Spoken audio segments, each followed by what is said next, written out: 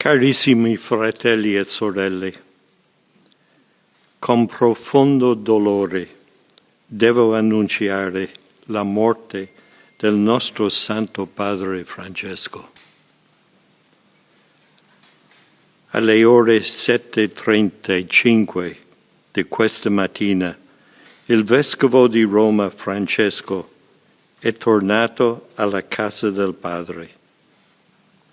La sua vita tutta intera è stata dedicata al servizio del Signore e della sua Chiesa.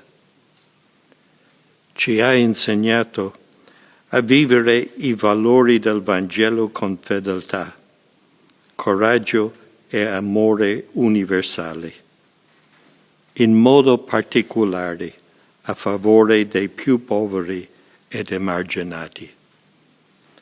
Creator omnipotente, Pater, et Filius, et Spiritus Sanctus.